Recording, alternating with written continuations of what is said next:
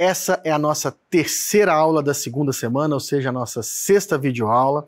Lembrando que a gente já fez todo um percurso na primeira semana do que seja literatura, de sua função e do que são teorias da literatura.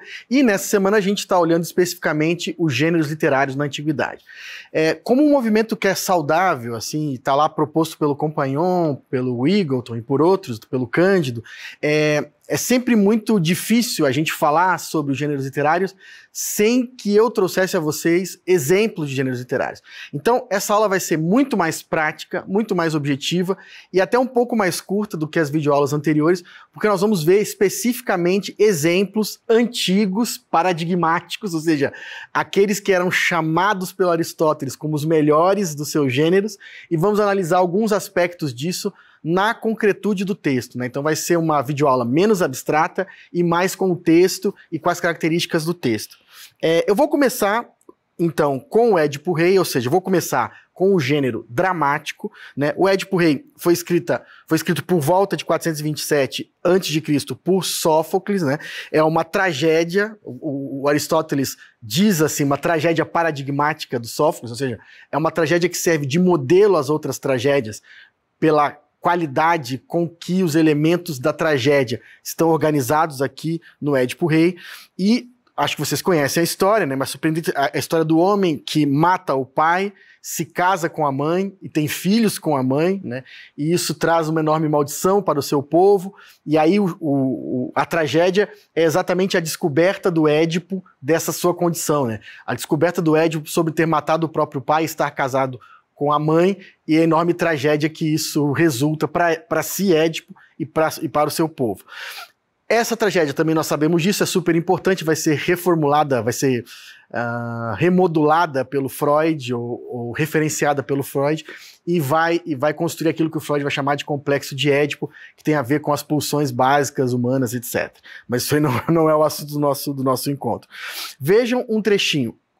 Como característica do texto dramático, tem aí a personagem e dois pontos, né? Então, quando aparece Édipo, dois pontos, é a fala do Édipo, né? Então, o Édipo está falando: descendente de Cádmo, crianças, moços, por que trazeis à testa ramos súplices, prostrados nos assentos dos altares? Vapor e incenso assomam em meio à polis, assomam cantos fúnebres, lamentos. Considerei injusto ouvir dos núncios, por isso eu vim, meninos, pessoalmente. Édipo, cujo nome panaclamam, fala, decano, tens a primazia da palavra, que humor vos põe assim, temor, anseio, o meu intuito é dar total auxílio, um homem insensível seria alheio à ocupação das sedes, né? Vejam, primeiro de tudo, como eu havia dito, que a organização é em versos.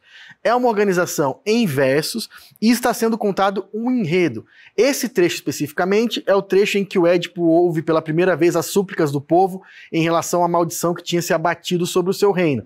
E aí, diante dessas súplicas, que ele vai consultar um adivinho chamado Tiresias, e o Tiresias vai revelar para ele o seu passado e a sua condição trágica de estar casado com a mãe, etc., né? Lembrem que o Platão diz: na tragédia, as personagens falam por si mesmas, ou seja, eu só tenho mimesis, só tenho imitação, né? Não há um narrador nesse texto. Quem está falando é o Édipo. E aí, quando o Édipo parar de falar, uma outra personagem vai falar. Não tem um narrador dizendo, agora Édipo caminha de um lado para o outro, tarará, tarará, tarará. Eu só tenho a fala das personagens. É por isso que o Platão vai dizer que é um gênero composto só de imitação, né?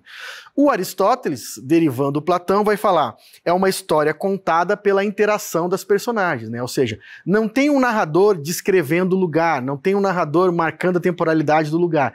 Tudo isso é presumido ou indicado pela maneira como as personagens dialogam. Isso é gênero dramático. Vamos para o segundo gênero. Agora eu vou trazer um exemplo maravilhoso, que é a Safo de Lesbos, né? Ela foi uma poeta grega do século VI a.C. A gente não tem a recuperação da obra dela, a gente tem só um poema completo, uma obra completa, que se chama Ode a Afrodite, e a gente tem fragmentos, né? A gente sabe que alguns dos poemas dela eram recitados ao som da lira, e também por isso está associado ao nome lírico, né? Ou seja, o lírico como aquilo que é entoado, aquilo que é declamado ao som da lira. Veja que maravilha, sou apaixonado pela Safo de Lesbos, né? Ventura que iguala aos deuses, em meu conceito desfruta. Quem junto de ti, sentada, as doces falas te escuta. Goza teu amargo sorrir. Quando imagino em tal gosto e minha alma um labirinto, nas veias um fogo sinto, sinto os ouvidos unir. Gelado suor me inunda, o corpo se me arrepia, foge-me as cores do rosto, como ao vir da quadra fria, entre a folha ao desmaiar. Gente, reparem que também é escrito por versos, tal como eu tinha frisado. Mas aqui eu não tenho enredo. Por mais que exista, muito incipientemente, uma narração, né? Por exemplo, quando você entra, os meus ouvidos começam a zunir, né? Quando você chega na sala, eu não consigo me conter, meu corpo, eu perco o controle do meu corpo, né? O que está acontecendo aqui é a expressão das sensações desse sujeito, dessa voz, desse poeta, né? Dessa poeta, porque tem a ver com poieses, né? Dessa que cria. Então, eu não tenho por intuito narrar uma história a partir dessa voz. Eu tenho por intuito falar sobre o que essa voz está sentindo, falar sobre como essa voz experiencia ou experimenta o mundo, né? Não tem aqui o intuito de contar uma história, não tem um enredo. O que eu tenho é expressão. Para o Platão, lembra que aquilo não era ainda gênero lírico, né? Eu disse quando a gente estava conversando sobre a República, é o relato do poeta, do que ele pensava e do que ele sentia, que depois veio a ser o gênero lírico, né?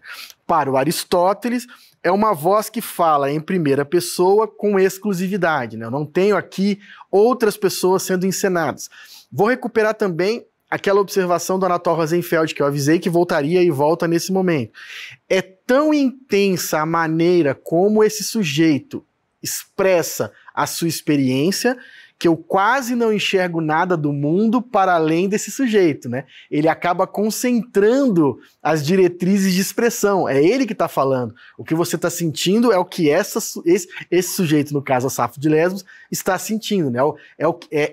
É o amor, a paixão que toca esse sujeito que nós experimentamos pela maneira como ela expressa essa paixão nos versos. Não há um intuito comunicativo aqui, não há um intuito historiográfico aqui, há uma espécie de conexão profunda entre os sujeitos, entre nós que estamos lendo e ouvindo, e entre a Safo de Lesbos que experimentou isso, ou escreveu como se experimentasse, no século VI a.C., tá? Bom, por fim, talvez o texto mais conhecido e mais importante, mais influenciador do Ocidente, a Odisseia, que é um poema de tradição oral, cujos versos foram fixados no século VII a.C. Ela é atribuída a Homero é o autor da Odisseia, e o Homero viveu entre 928 a.C. e 898 a.C.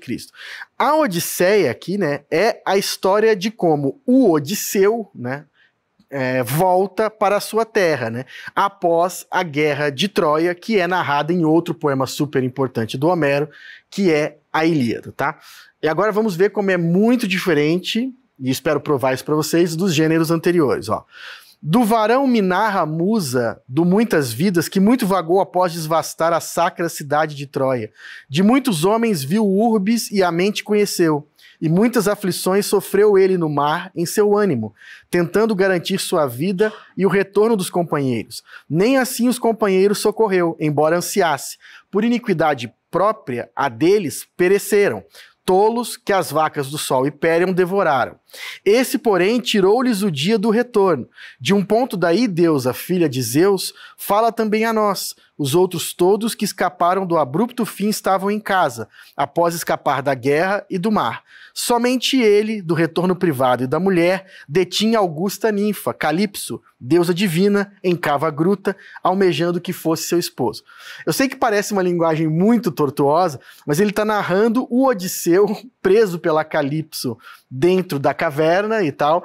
Esse que conseguiu voltar para casa apesar dos seus companheiros navegantes, soldados e tal, terem perecido.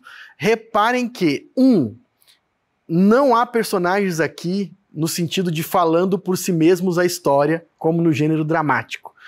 2, essa voz que está falando aqui, ela não está falando da sua própria experiência, dos seus próprios sentidos, dos seus próprios sentimentos. Ela está narrando a história. Na verdade, esse trecho aqui é um trecho de invocação das musas, né? Que é um trecho comum em textos antigos, que vem logo no início, que fala, musa, me dê inspiração para conseguir contar essa história e tal. Mas de todo jeito, mesmo sendo aqui um diálogo com as musas, você percebe que é uma voz que está tentando contar uma história. Eu vou contar a história para vocês do Odisseu, que voltou para casa e que teve uma série de perigos, etc., até encontrar a sua Penélope, né? Bom, está em versos, como eu havia dito, ou seja, os 3 gêneros antigos eram escritos em versos, mas aqui eu não tenho a expressão desse eu poético que fala. Eu tenho um enredo claro, que é o retorno do Odisseu para sua casa. Tal como no gênero dramático, eu tenho um enredo, mas no gênero dramático, as personagens contam o enredo por si.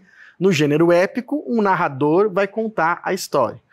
O Platão, por isso, porque tem ambas as vozes aqui, vai dizer, é um misto da imitação da voz das personagens e uma voz que conta a história. O Aristóteles, modulando o Platão, vai dizer, uma voz que narra a história e traz as vozes de outros personagens. O que é importante para nós, sobretudo para olhar para o romance, que é talvez o gênero derivado da epopeia, é que esse tipo de narrativa eu tenho um narrador, que vai contar a história, e tem personagens que vivem no mundo que esse narrador vai trazer para nós.